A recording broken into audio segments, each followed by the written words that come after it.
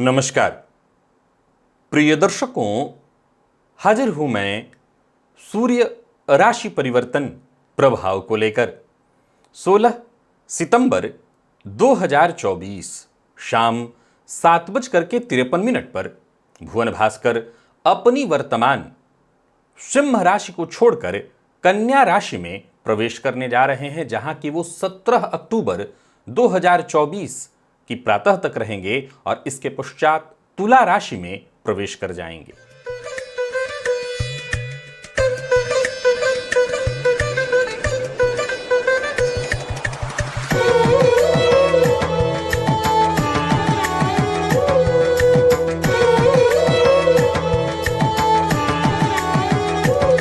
मेष से लेकर मीन राशि पर्यंत प्रत्येक राशि के जातकों के लिए आत्मा, पिता, सरकारी नौकरी, पद प्रतिष्ठा, मान सम्मान के कारक सूर्य क्या प्रभाव लेकर के आ रहे हैं।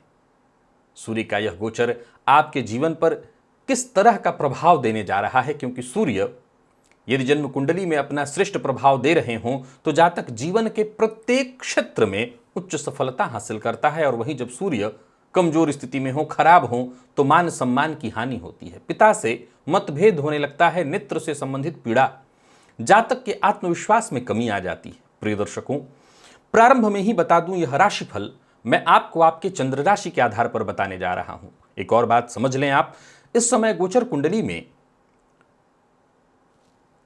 केतु कन्या राशि में संचरण कर रहे हैं। फलतः सूर्य की युति जब केतु के साथ मिलेगी तो कुछ भावों में यह बहुत श्रेष्ठ है, क्योंकि याद रखिए कि सूर्य कौन है, तो सूर्य जगत की आत्मा है, और जगत की आत्मा ये सूर्य जब केतु के साथ युति बनाएंगे तो ये अत्यंत श्रेष्ठ होगा कुछ भावों में। तो वहीं कुछ भावों के लिए सूर्य केतु की युति बेहद कष्टदायी, मानसिक रूप से अशांति, परेशानी, मान हानि कराने वाली होगी, क्योंकि राहु की दृष्टि से दृष्ट होंगे। हालांकि अच्छी बात यह है कि इस गोचर काल के दौरान सूर्य देव गुरु बृहस्पति की 5वीं दृष्टि से दृष्ट होंगे, नवम पंचम योग होगा, तो वहीं शनिदेव से षराष्टक योग होने से भी कोई विशेष नुकसान नहीं है, पर राहु की दृष्टि कहीं ना कहीं परेशानियों का कारण बनने वाली है। तो कौन सी राशियां हैं जिनके लिए सूर्य का यह गोचर बहुत श्रेष्ठ फल प्रदायक है? कौन सी राशियां हैं जिनके लिए यह गोचर आध्यात्मिक दृष्टिकोण से अत्यंत श्रेष्ठ है, और कौन सी राशियां हैं जिन्हें बहुत सावधान रहना है, क्योंकि इस गोचर काल के दौरान मन की अशांति, मानसिक अशांति के साथ मान हानि की स्थिति भी आपके लिए उत्पन्न होगी।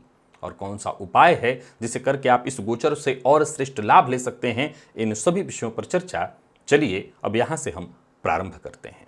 सबसे पहली राशि है मेष।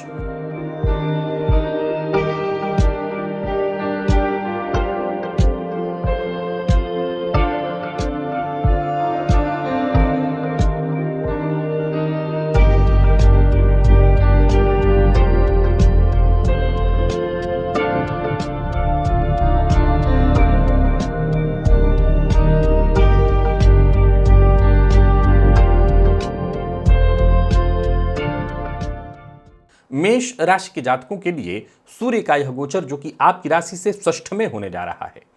अब षष्ठ में अगर देखें तो षष्ठ से किन चीजों का विचार करते हैं, तो रोग, रिपु और ऋण। परंतु सूर्य आपके लिए कहां के स्वामी है, तो सूर्य आपके लिए संतान भाव, पंचम भाव के स्वामी हैं। अब संतान भाव के स्वामी बने सूर्य जाकर के षष्ठ में केतु के साथ युति बनाकर राहु की दृष्टि से दृष्ट, हालांकि गुरु की दृष्टि से भी दृष्ट होंगे, तो कुछ मामलों में तो अच्छा है, लेकिन कुछ मामलों में बहुत परेशानियां उत्पन्न होंगी। इस गोचर काल के दौरान आपके जो शत्रु हैं वो कहीं ना कहीं आपके लिए समस्या उत्पन्न करेंगे। आपके विरोधी आपको लगातार परेशान करेंगे, टॉर्चर करेंगे। हालांकि अच्छी बात यह है कि अंततोगत्वा सब पर विजय तो आप ही को हासिल करनी है, पर मानसिक रूप से परेशानी आपकी बढ़ेगी। इस दौरान कोर्ट कचहरी में कोई चक्कर चल रहा है, परेशानी आपकी चल रही है, तो ये परेशानी और बढ़ सकती है। हालांकि बाद में अनुकूल परिणाम मिलेगा, लेकिन तब तक आपकी परेशानियां तो आपको परेशान कर ही देंगी। व्यर्थ का व्यय, ऊपर से कहीं कोई स्वास्थ्य से संबंधित परेशानी आ जाए। जिन लोगों को हार्ट की तकलीफ है उन्हें बहुत सचेत रहना चाहिए। जिन लोगों को ब्लड प्रेशर बढ़ा रहता है वो ध्यान रखें, पैरालिसिस से संबंधित परेशानियों की संभावना है। वाणी पर अपने नियंत्रण रखिए और सबसे ज्यादा अपने स्वास्थ्य का ख्याल रखिए। पित्त जन्य रोग की संभावना है। पंचमपति बने सूर्य षष्ठ में गोचर करेंगे, सो बहुत ज्यादा तला भुना मसालेदार चीजों से आपको बच करके रहना है। कोलेस्ट्रॉल वगैरह की जांच करते रहिए। खान पान की आदत में जितना हो सके सुधार करिए। और इस गोचर काल के दौरान उधार लेना देना दोनों ठीक नहीं है। किसी भी तरह के कागजात पर साइन करना ठीक नहीं है। करने से पहले चीजों को ध्यान से पढ़ना बहुत आवश्यक है। कुल मिलाकर के देखें तो सावधानी में ही सुरक्षा है मेष राशि के जातकों के लिए। संतान पक्ष को लेकर के चिंता होगी, पर विद्यार्थियों के लिए यह गोचर बढ़िया दिखाई पड़ रहा है। आप किसी प्रतियोगी परीक्षा के विद्यार्थी हैं तो इस गोचर को मैं आपके लिए बढ़िया कहूंगा। इस गोचर काल से और श्रेष्ठ लाभ लेने के लिए भुवन भास्कर को अर्घ्य प्रदान करिए, पिता का सम्मान करिए और सूर्योदय के बाद तक भूलकर भी मत सोइए, ताकि यह गोचर आपके लिए अच्छा प्रभाव देने वाला बन जाए। और वही बात यदि हम वृषभ के जातकों की कर लें तो सूर्य का यह गोचर आपकी राशि से पंचम में होने जा रहा है। अब देखा जाए तो पंचम भाव में सूर्य जब गोचर करेंगे तो यह विद्यार्थियों के लिए ठीक है, लेकिन ध्यान रखिए कि यहां पर सूर्य केतु के साथ होने के चलते मैं आपके लिए अच्छा कहूंगा, यह अनुकूल समय है, परंतु एक समस्या है। यह अनुकूलता आपके सब्जेक्ट को लेकर के नहीं होगी। आप अपने मुख्य विषय को छोड़कर के बाकी चीजों में ज्यादा ध्यान लगाएंगे। तो अब यह समझना है कि क्या हम इसे अनुकूल कह सकते हैं। वैसे एक विद्यार्थी के दृष्टिकोण से आपका किसी भी तरह से पढ़ाई में मन लगना ही मायने रखता है, पर समय तो यही कहता है कि पढ़ाई छोड़कर के बाकी की चीजों में आपका मन ज्यादा लगेगा।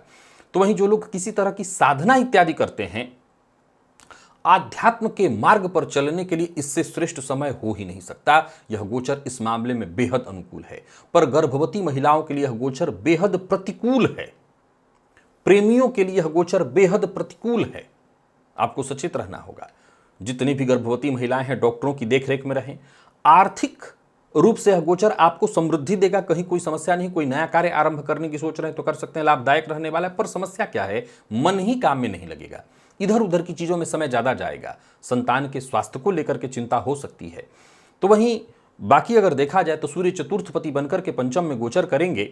माता के स्वास्थ्य को लेकर के भी जरा सचेत रहिएगा और आदित्य हृदय स्तोत्र का पाठ करिए, भुवन भास्कर को अर्घ्य दीजिए, पिता का सम्मान करिए, सूर्योदय के बाद तक मत सोइए, ताकि यह गोचर आपके लिए सर्वश्रेष्ठ हो।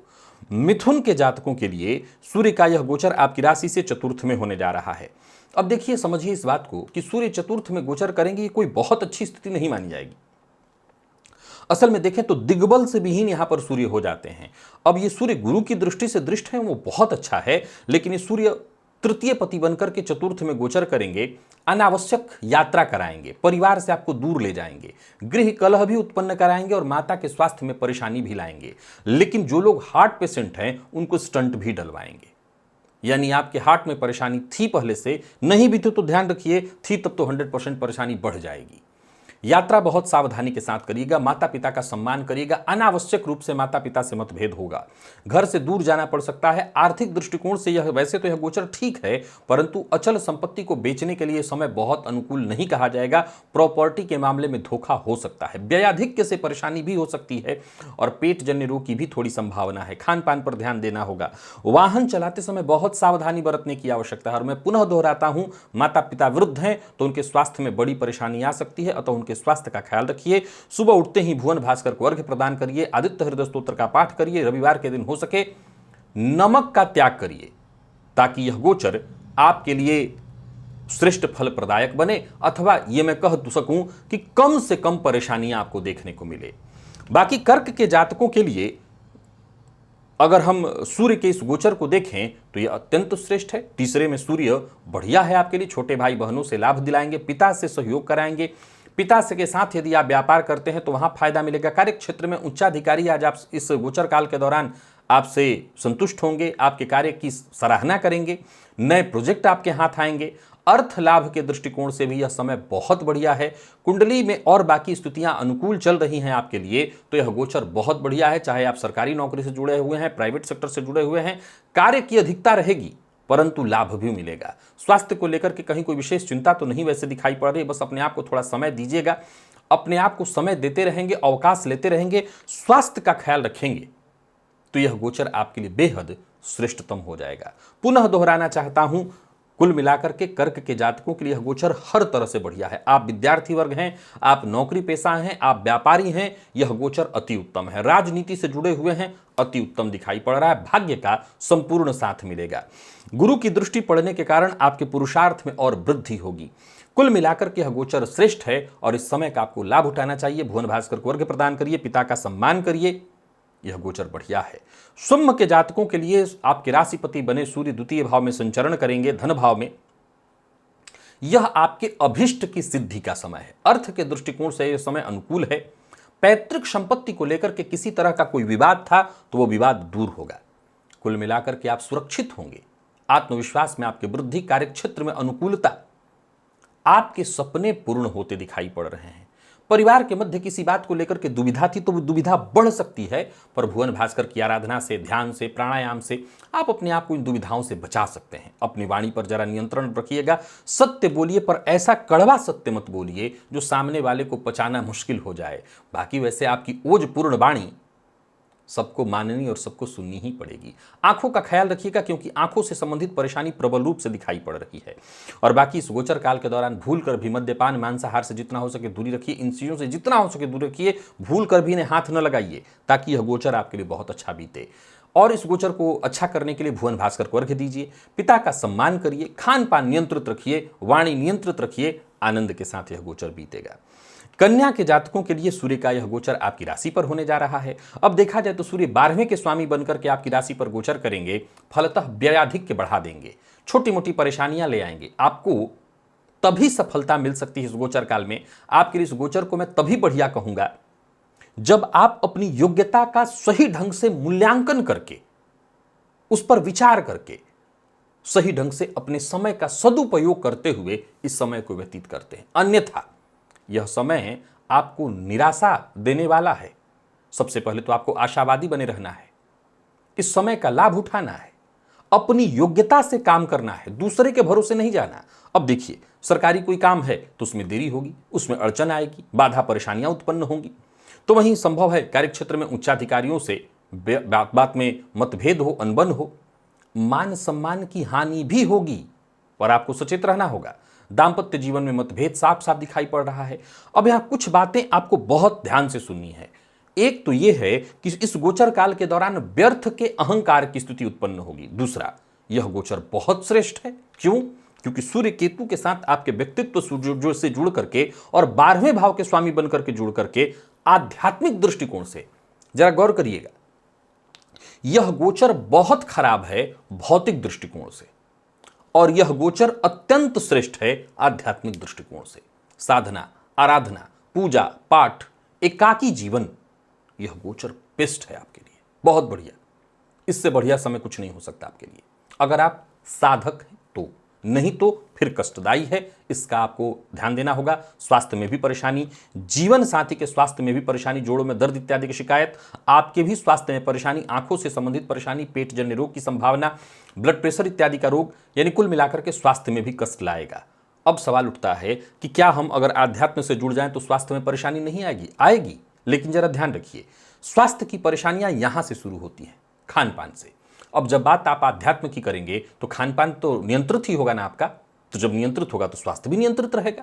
आप अपनी दिनचर्या जब ठीक रखेंगे तो स्वास्थ्य भी ठीक रहेगा। भुवन भास्कर को अर्घ्य प्रदान करिए, पिता का सम्मान करिए, समय के साथ सोइए, समय से उठिए, यह गोचर ठीक रहेगा आपके लिए।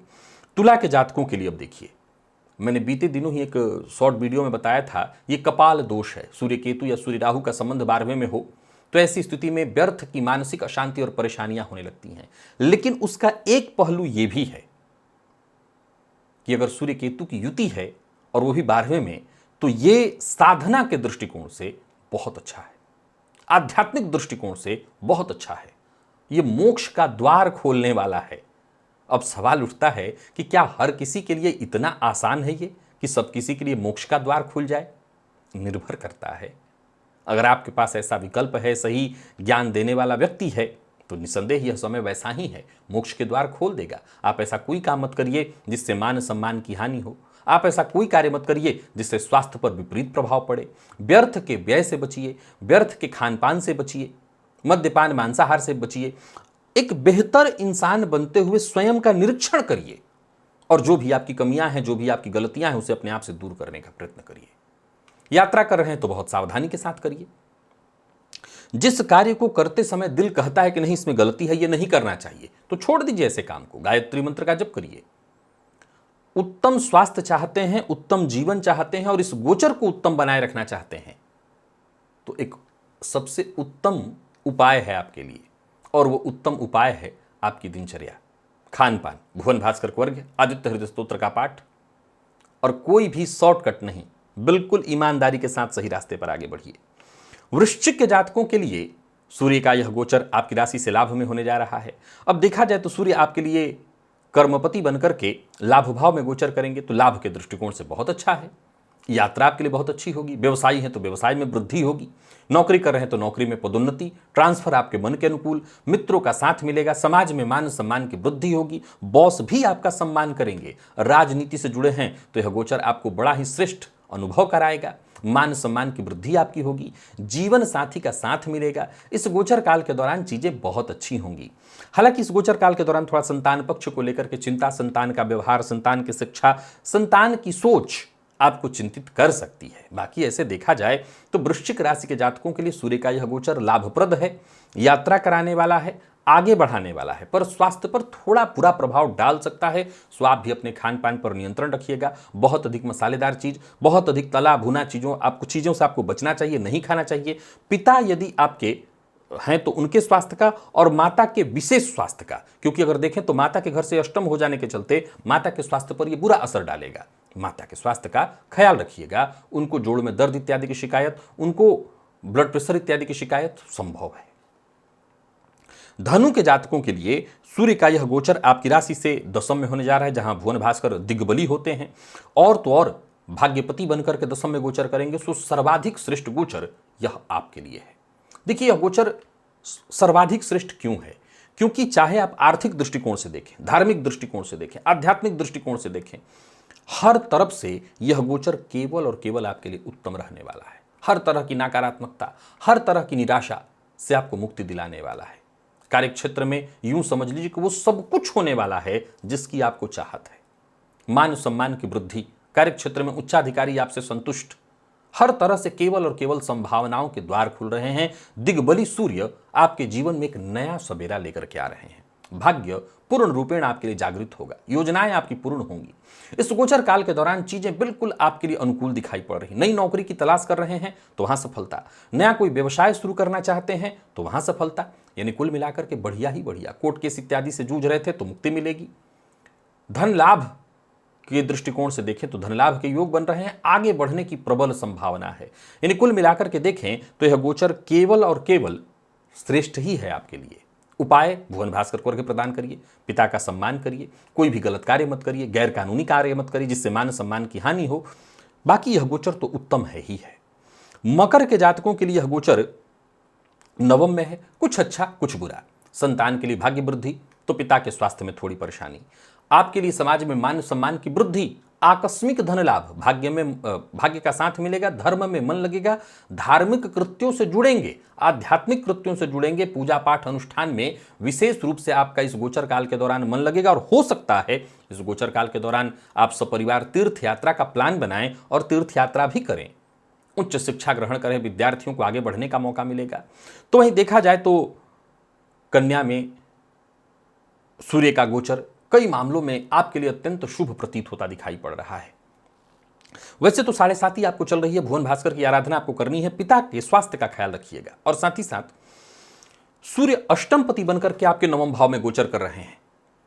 फलतः इस बात का ध्यान रखिए कि छोटी मोटी बाधाएं, आकस्मिक परेशानियां आती रहेंगी। अच्छी बात यह है कि आप इन परेशानियों से घबराइएगा मत, क्योंकि आपका कुछ बिगड़ेगा नहीं। और भुवन भास्कर की बस आराधना करते रहिएगा, पिता का सम्मान करिएगा और सूर्योदय के बाद तक मत सोइएगा, ताकि यह गोचर आपके लिए श्रेष्ठ हो सके। कुंभ के जातकों के लिए सूर्य का यह गोचर आपकी राशि से अष्टम में है। अब यहां पर देखिए दो पक्ष है। पहला पक्ष, यह गोचर अनुकूल नहीं है, पूर्णतः प्रतिकूल है, यह पहला पक्ष है। दूसरा पक्ष, पारिवारिक जीवन हो, आर्थिक दृष्टिकोण हो, आकस्मिक घटनाएं, परेशानियां प्रतिकूल परिणाम लेकर के आएगा, स्वास्थ्य पर भी बुरा प्रभाव डालेगा। आचरण शुद्ध नहीं रखते हैं तो किसी विशेष मुसीबत में फंस सकते हैं। यहां तक आपने सुन लिया, यह समझ लीजिए सब प्रतिकूल। अब अनुकूल सुनिए, यह गोचर बेहद अनुकूल है। धार्मिक दृष्टिकोण से, आध्यात्मिक दृष्टिकोण से, साधना करना चाहते हैं, कोई आराधना करना चाहते हैं, समझ लीजिए यह गोचर बहुत बढ़िया है। अगर आपके भीतर साधक है तो यह गोचर आपको आगे बढ़ा देगा, यूं समझ लीजिए ऊपर उठा देगा। और बाकी यदि आप भौतिक सुखों की तलाश में हैं तो यह गोचर कष्टदायी है आपके लिए। परेशानियां, नौकरी पेशा व्यापारी वर्ग दोनों को संघर्ष देखना पड़ेगा। कार्यक्षेत्र में व्यर्थ की परेशानियां आएंगी, स्वास्थ्य में परेशानियां आएंगी, हार्ट से संबंधित परेशानी, हृदय जन्य रोग। आदित्य हृदय स्तोत्र का पाठ करिए, गायत्री मंत्र का जप करिए ताकि शांति से यह गोचर निकल जाए। बाकी मैं बता चुका हूं परेशानी लेकर के आ रहा है। मीन के जातकों के लिए इस गोचर को मैं 50-50 कहूंगा। क्यों? क्योंकि सप्तम में है तो न बहुत अधिक लाभ न बहुत अधिक फायदा। मूलतः अनुकूल नहीं कहेंगे क्योंकि दांपत्य जीवन में ये व्यर्थ के संघर्ष और परेशानियों को बढ़ा देगा। जीवन साथी से अनबन मतभेद की स्थिति उत्पन्न होगी। पार्टनरशिप में यदि आप काम करते हैं तो पार्टनर से अनबन और मतभेद की स्थिति उत्पन्न होगी। वैमनस्य उत्पन्न होगा, जरा जरा सी बात पर आप भड़क जाएंगे। संबंधों के लिए यह गोचर बिल्कुल हानिकारक दिखाई पड़ रहा है। आपकी वाणी पर खुद पर नियंत्रण रखना होगा। आप षष्ठपति बने सूर्य सप्तम में गोचर करेंगे, सीधी सी बात है जीवन साथी के स्वास्थ्य को खराब कर देंगे। आदित्य हृदय स्तोत्र का पाठ करना होगा, भुवन भास्कर की आराधना आपको करनी होगी। कोई नया व्यापार नहीं शुरू करना है। तो भाई फायदा कहां है? मैंने 50-50 कहा था। सावधानी के साथ अगर काम करते हैं तो आपका दिमाग इस गोचर काल के दौरान बड़ा जबरदस्त काम करेगा। आपकी जुगाड़ू प्रवृत्ति, आपकी बुद्धिमत्ता, परेशानियों का हल तो आप ढूंढ ही लेंगे। तो जरा धैर्य रखना होगा, पेशेंस के साथ। हर किसी का अपमान कर दिया, हर किसी के लिए कड़वी वाणी बोल दिया, अभद्र भाषा का प्रयोग, ये नहीं करना होगा। और ये नहीं करते हैं तो फिर यह गोचर शांति से निकल जाएगा। उपाय, भुवन भास्कर की आराधना करिए, आदित्य हृदय स्तोत्र का पाठ करिए, पिता का सम्मान करिए ताकि यह गोचर शांति से आपके लिए निकल जाए। तो प्रिय दर्शकों, ये था मेष से लेकर मीन राशि पर्यंत प्रत्येक राशि के जातकों के लिए सूर्य राशि परिवर्तन का प्रभाव। आज के लिए बस इतना ही, इजाजत दीजिए, पुनः मुलाकात होगी। तब तक के लिए नमस्कार।